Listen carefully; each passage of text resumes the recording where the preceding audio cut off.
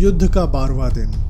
शोर, धुआं, खून और उस शोर में एक बूढ़ा राजा, एक विशाल हाथी और एक ऐसा अस्त्र जिसे रोकना नामुमकिन था।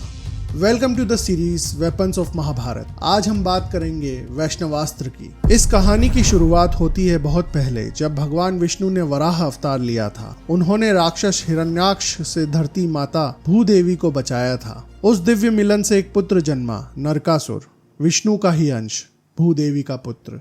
जब विष्णु वापस वैकुंठ जाने लगे तो भूदेवी ने एक वरदान मांगा, मेरे पुत्र की रक्षा करो और उसे अपना दिव्य अस्त्र वैष्णवास्त्र दो। एक माँ की मांग थी, विष्णु ने दे दिया।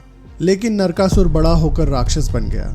उसने 16,000 स्त्रियों को बंदी बनाया, देवताओं को हराया, इंद्र के स्वर्ग पर कब्जा किया। जिस माँ ने उसके लिए वरदान मांगा था, उस भूदेवी को अब अपने पुत्र के कर्मों पर लज्जा आने लगी थी। तब विष्णु ने कृष्ण का रूप लिया। नरकासुर को एक वरदान था कि उसे केवल उसकी माँ ही मार सकती थी, और कृष्ण की पत्नी सत्यभामा, वो स्वयं भूदेवी का अवतार थी। और उस दिन सत्यभामा ने अपने ही पुत्र का वध किया। नरकासुर का एक पुत्र था, भगदत्त, जिसने अपने पिता को मरते देखा था कृष्ण के हाथों। कृष्ण उसके दुश्मन थे, लेकिन कृष्ण ने उसे वैष्णवास्त्र सौंपा और कहा, जब तक यह अस्त्र तुम्हारे पास है तुम सुरक्षित रहोगे।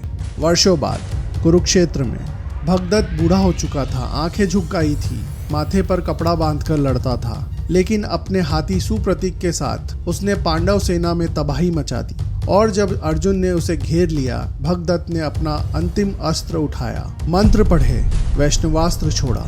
वह अस्त्र जो कभी चूकता नहीं था, सीधे अर्जुन की छाती की ओर बढ़ा। अर्जुन के पास कोई रास्ता नहीं था, और तभी कृष्ण उठे, सारथी का आसन छोड़ा और वो खुद उस अस्त्र के सामने खड़े हो गए। वैष्णवास्त्र कृष्ण की छाती से टकराया और रुक गया।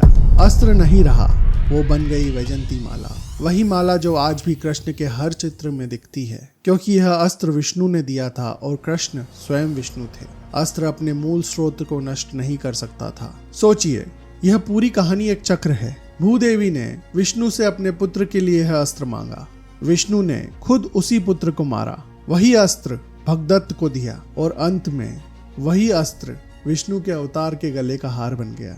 सब कुछ पहले से तय था।